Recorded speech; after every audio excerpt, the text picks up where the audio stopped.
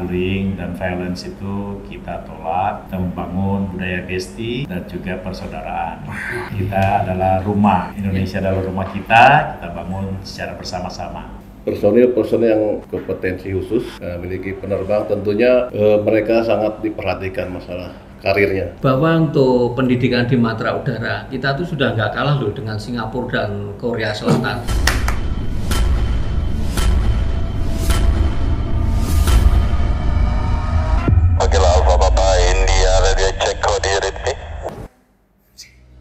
Dari mana? Lu dari mana?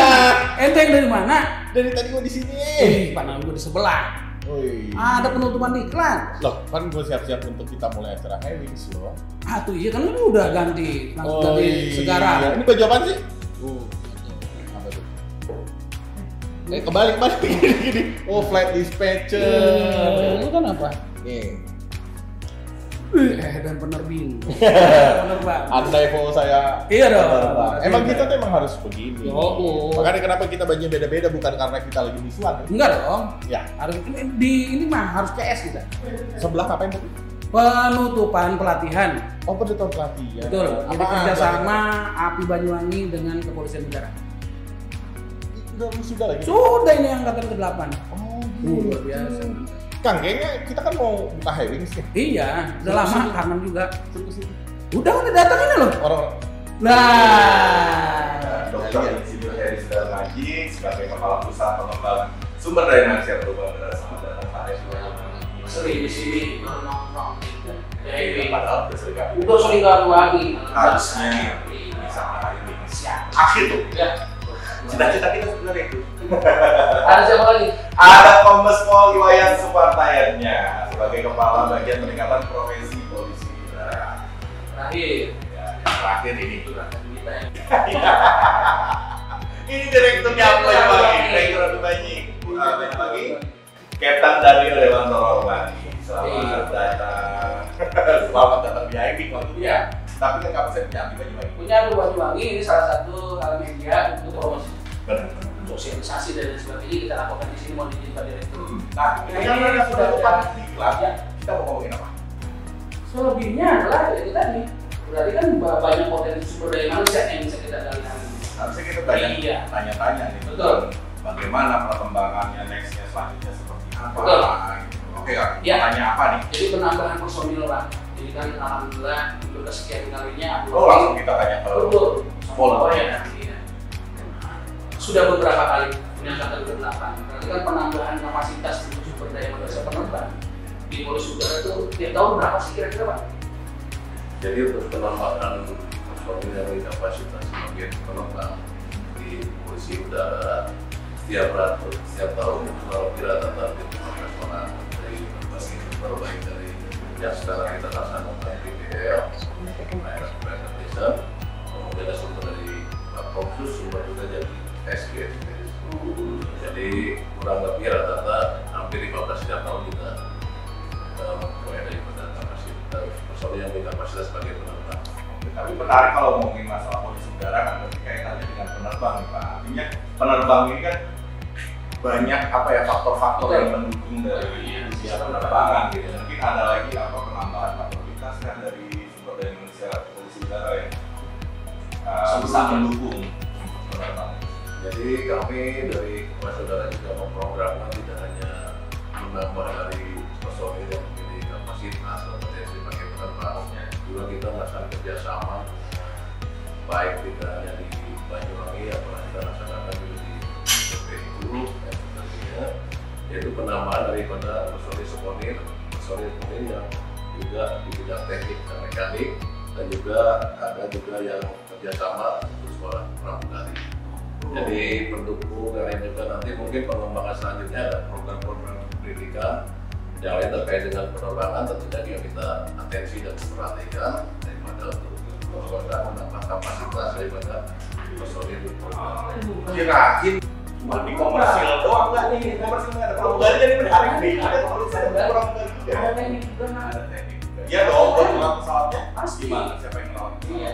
Kebetulan ini Pak Heri sebagai kepala pusat sumber daya manusia udara khususnya ini Tapi tadi kita Pak mendengar bahwa keinginan dari kepolisian ternyata sumber daya Masih banyak. yang dibutuhkan itu Banyak, banyak, Pak. ya. Apa mungkin Pak UGD yang lain gitu dengan adanya teman-teman penjaga dari kepolisian bisa bekerja sama juga? Terima kasih. Saya kira apa yang ditanyakan itu nyambung dengan yang dijawab oleh dari kepolisian udara, yaitu Pak Wayan tadi. Namun sebelumnya saya perlu memperkenalkan diri bahwa di bawah Pusat Pengembangan SDM Perhubungan Udara itu mempunyai 8 sekolah, mempunyai 8 kampus.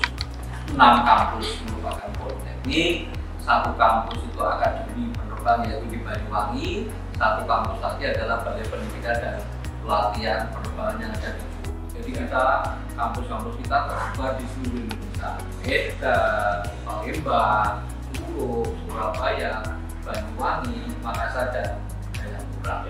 Nah tentunya apa yang sudah disampaikan oleh Pak Wayan tadi bukan hanya pilot yang kita didik, kita juga mempunyai teknik pesawat, kita juga mempunyai teknis ini yang program diploma ya, kita juga mendidik sampai ke pemadam kebakaran untuk kecelakaan pesawat udara, aviation school itu pun kita didik, pramugari pun kita didik. Jadi sangat banyak sekali jenis pendidikan baik itu program diploma maupun diploma yang bisa kita lakukan di bawah BPSDM. Ternyata banyak sekali gitu. Luar biasa. Jadi banyak dari mendukung polisi udara ternyata juga banyak, tidak hanya Jambi Banyuwangi. Mendukungnya operasi penerbangan. Operasi kalau Jambi Banyuwangi kan masalah penerbangan. Hanya top penerbang. Tapi Penerbangan. ada yang salah. Apa tuh? Ada punya kan? Oh iya. Iya, tenang. Oh, iya. Nanti ini pertanyaan ini mau dilempar ke Pak Direktur. Oh iya. Iya, Pak Direktur. Kalau dunia penerbang sebetulnya kan, mohon maaf kalau misalkan kita bicara tentang flying school kan banyak lah di mana-mana. Ya tentunya harus ada nilai plus. Nah, sih di AP1 ini kira-kira selain mendapatkan tadi BBL saja kah atau yang lain, apalagi Pak Direktur yang bisa didapat di AP1? Betul, jadi seperti yang sudah dijelaskan oleh Pak Musbam bahwa Akademi Penerbang Banyuwangi punya kekhususan untuk mendidik dan melatih pilot. Kemudian juga kita mendidik dan melatih operasi pesawat udara personil. Jadi itu merupakan kekhususan Banyuwangi. Sekarang berbicara untuk capabilities, penambahan kapabilitas. Tentunya kita mempunyai Direktorat Kelaikan Udara dan Pengoperasian Pesawat Udara. Mereka lah yang memberikan izin untuk penambahan capabilities. Kita sudah mendapatkan capabilities yang pertama tentunya PPL, Private Pilot License, Commercial Pilot License, Multi Engine, Instrument Rating. Dan kemudian kita tambahkan dengan seaplane. Seaplane ini tentunya juga penambahan yang baru. Yang terakhir adalah Sport Pilot License dan juga penambahan capability seperti drone. Jadi ini semakin banyak yang diberikan kepada kami atau dipercayakan kepada API Banyuwangi. Polisi perlu dijatuh tuh kan? Listnya banyak. Iya, Ada iya. drone. Itu ke Pak Wayan. Ada. Next siapa nih? Ya, itu banyak kan kapal lagi. juga nih gitu. Kalau mau seaplane. Iya. Kita dulu nih. Kita betul dong ya. kita bahas nanti. Oh, siap. Pasti kita bahas Iya. masalah seaplane. Yang jelas gini kan, banyaklah orang-orang di luar sana yang merindukan untuk menjadi polisi. Iya. Bukan secara umum, ya melihatnya gitu-gitu aja kan. Gitu. Barangkali Pak untuk yang jenjang kepolisian yang disekolahkan di kami, jenjang karirnya seperti apa? Iya. Terima Khususnya kasih. polisi udara. Khusus polisi udara. Jenjang karir setelah mereka melaksanakan pendidikan PPL, tentunya pimpinan satuan akan memperhatikan karena personil yang PPL lah personil yang memiliki kompetensi khusus, memiliki penerbang, tentunya mereka sangat diperhatikan masalah karirnya. Apabila sudah memang tidak ada permasalahan dan memenuhi persyaratan, akan lancar. Jadi akan diperhatikan apabila tidak ada permasalahan sesuai dengan ketentuan, dan ini akan diperhatikan untuk mengikuti jenjang pendidikan Berikutnya. maupun pembinaan karir yang lain. Berarti Ini tidak yang hanya sekarang kan yang 5 orang ini kan bukan dari penerbang kan Pak ya? asli Ya, Aslinya asli mereka- dari awal bukan penerbang semua, tapi yang berdinas di Kepolisian Udara 3 orang, Oh. 2 orang dari Polda, yaitu Polda Kalimantan Timur dan Polda Sulawesi Selatan. Nah, itu berarti Dari- udah kelihatan tuh jenjang Betul. karirnya tuh. Betul. Dia bekerja di polisi udara, akhirnya di sekolah yang jadi penerbangnya. Gambarannya kan gitu loh, gambaran di luaran sana oh ternyata polisi bukan hanya itu gitu loh. Bukan hanya Oh, ternyata bukan ada. hanya polisi yang di Betul. darat saja. Di darat saja, tetapi Tapi banyak ada yang polisi lain. udara. Iya. Jadi tadi berbicara tentang karir di Ya. polisi udara, tentunya kita juga tidak menutup kemungkinan kita bertanya juga nih, karena menarik masalah karir. Oh iya. Karir tentunya karir seorang penerbang nih. Jadi mohon izin Pak Heri, mungkin ada peluangkah gitu, ada peluang nggak nih untuk berkarir di bagaimana untuk generasi muda, peluang-peluang generasi muda untuk kedepannya itu seperti apa di Indonesia melihat pandangan Bapak mohon izin. Ya, terima kasih. Jadi tugas fungsi BPSDM Udara adalah membina pendidikan dan pelatihan di bidang penerbangan. Nah, sesuai dengan peraturan pemerintah nomor 51 tahun 2012 bahwa Pusbang Udara ini harus menyiapkan SDM. Ya. Yang pertama untuk regulator. Ya. Nah, regulator itu ya pemerintah Siap. di bawah Kementerian Perhubungan dan seluruh UPT-nya di seluruh wilayah Indonesia. Yang kedua, kita juga harus menyiapkan, termasuk mungkin di Polri bagian dari regulator Nah, mungkin betul. gitu ya. Iya. Jadi bukan hanya di bawah Kementerian Perhubungan, TNI Angkatan Laut beberapa waktu yang lalu juga sudah menyerap lulusan-lulusan kita, TNI Angkatan Udara juga demikian. Yang kedua yaitu untuk menyediakan SDM untuk operator, ya baik itu untuk airline, kemudian untuk bandara, Angkasa Pura, Angkasa Pura 2, Angkasa Pura 1 dan seluruh BUMN yang ada di Indonesia yang bergerak di bidang penerbangan. Yang ketiga, kita sesuai amanah PP tadi juga menyiapkan SDM untuk industri. Jadi misalkan PT Nurtanio, kemudian ada MRU, itu juga harus kita siapkan. Ya, kita itu negara besar harus mampu, harus mandiri dalam mendidik SDM di bidang penerbangan. Ini rumah kita, ya ayo kita bangun bersama-sama, jangan sampai pendidikan harus pergi ke luar negeri. Nah, ini berarti kaitannya dengan UPT yang lain sudah siap untuk itu ya. ya, kita sudah siap untuk itu. Kemudian untuk yang pertanyaan yang terakhir kayaknya ada 2 hal ya yang Siap yang untuk generasi muda ke depan. ya, Pak, untuk generasi muda. Ingat, Indonesia itu adalah negara besar. Ya. Kalau versinya dari Lemhanas itu dikatakan Indonesia mempunyai kurang lebih 17.540. Ayo coba ini 17.540. teman-teman bisa membayangkan nggak? Jangankan 17.000 pulau ya, Nah itu. 5.000 pulau ada airportnya. Iya. Terbang dalam waktu yang bersamaan 5.000 pesawat di udara, Nah, bagaimana mengendalikan itu dia. Sungguh luar biasa Benar, Indonesia benar, ini. benar. Coba, apakah kita juga pernah terbang dari Aceh sampai Merauke misalkan? Itu jaraknya tidak kalah jauhnya terbang dari Indonesia ke Jeddah. Betapa besarnya Indonesia, sehingga bagi adik-adik kita, generasi-generasi muda, peluang bekerja di sektor transportasi udara sangat luar biasa untuk masa depan. Ini tergantung kemampuan dan kemauan pemerintah untuk memfasilitasi, untuk membangun sarana prasarana agar bisa seperti itu. Ya. Siap. Ingat, tanpa transportasi yang bagus, tanpa jasa penerbangan khususnya yang baik, mustahil Indonesia itu akan maju, khususnya pertumbuhan perekonomian. Nah, itu salah Iya satu kan? menunjang perekonomian. Jadi Iya. no khawatir-khawatir. Enggak Ya, usah. nggak khawatir. Iya jangan UPT khawatir. kita udah siap kok. Iya. Eh, Jadi jangan takut untuk berkarir di dunia penerbangan. Iya. Iya. Iya kan. Pokoknya ini jadi terus penasaran nih kan. Iya. Tadi kalau misalkan kita bicara tentang penambahan kapasitas di Iya. polisi udara. Ini masalah Ini karir ada juga nih. karir juga. Ya, karena itu tadi bentuk pemerintah dalam memperhatikan itu. Betul. Di kita ada diklat kan. Ada diklat yang mungkin kan kalau tadi tidak salah berapa AW Pak? 17 nih. AW 11. Oh 11. Oh, jemput. Itu kan butuh HLO kan sama HLM. HLO itu apa sih? Helikopter landing condition. HLM. yang Bukan Halim ya, bukan. Itu kan bandara kalau Halim. Iya, Iya, loadingnya. Iya. Kebutuhannya gimana Pak untuk kedua diklat tadi? Baik, kedua tiga seperti untuk HLO sudah kita, insya Allah kita programkan tahun depan. Mungkin secara bertahap, memang kita dengan penambahan alutnya ini heli tentunya membutuhkan juga HLO yang cukup banyak juga.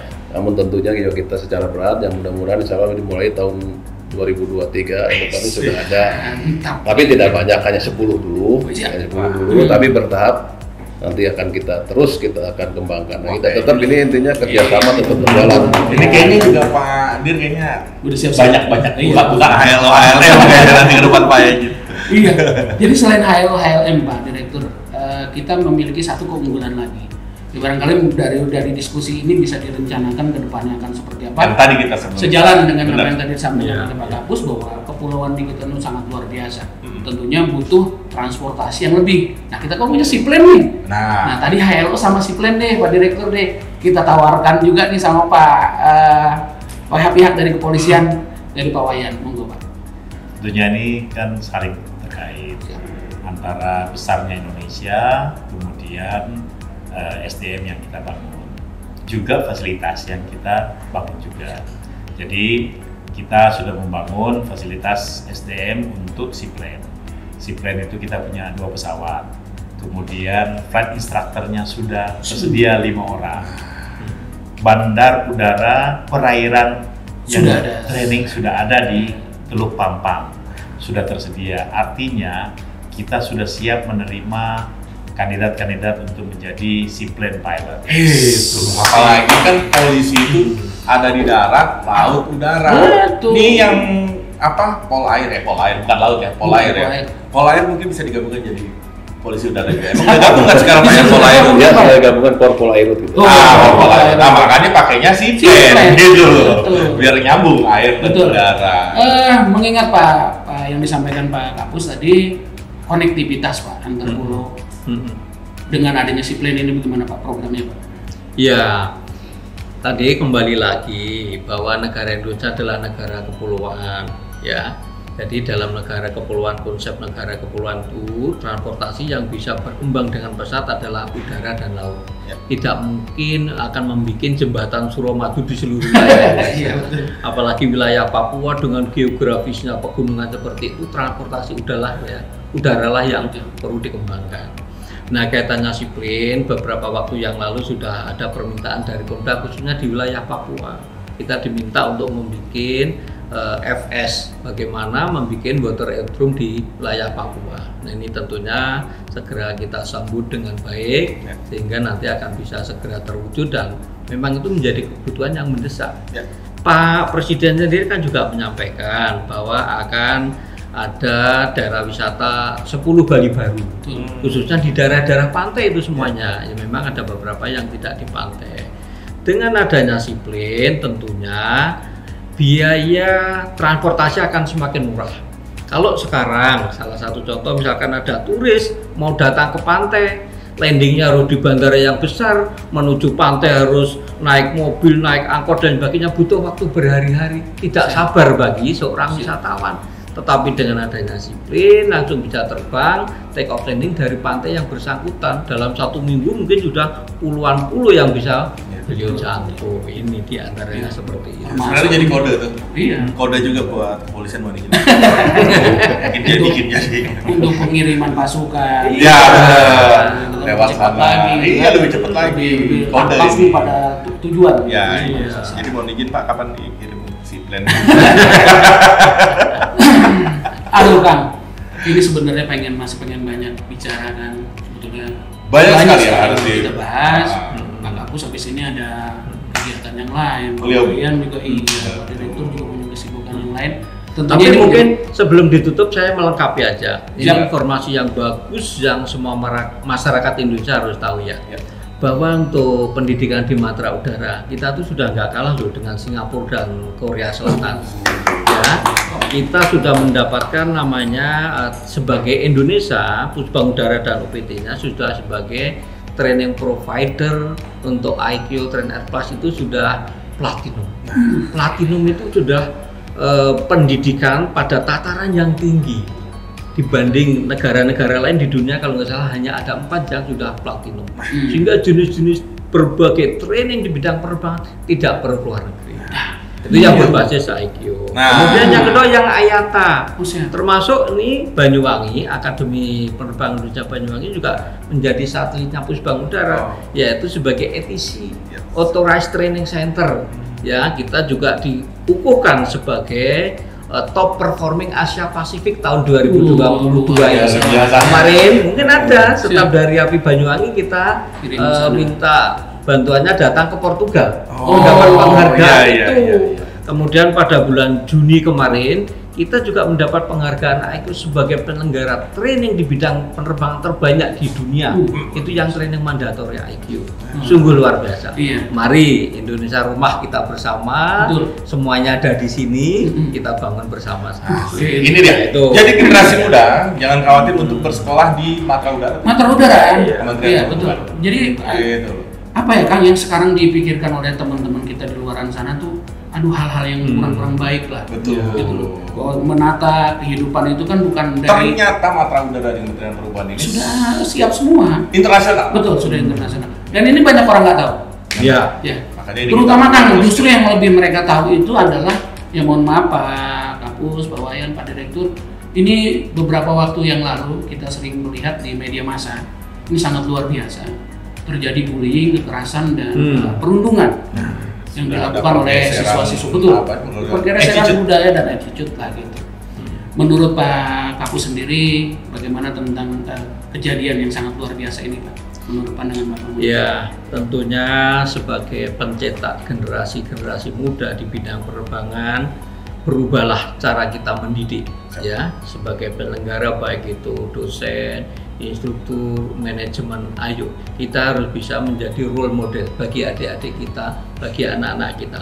Model atau cara pendidikan, metode cara memberikan ilmu, pengetahuan sudah berubah zamannya ya. Jadi stop bullying dan hindari kekerasan. Hindari. Apa ya? Nah ini kepolisian. Nah, ini dari sisi hukum. Dari sisi hukum.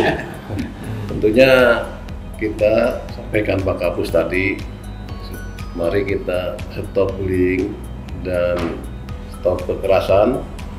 Jadikan bahwa kita paham apabila melakukan bullying, kekerasan dengan dibarengi kekerasan tentunya sudah terjadi suatu pelanggaran, pelanggaran hukum dan yang merugikan kepada pihak diri sendiri karena akan diproses dan juga kepada pihak yang lain tentunya yang dibullyingnya, dirundung ya.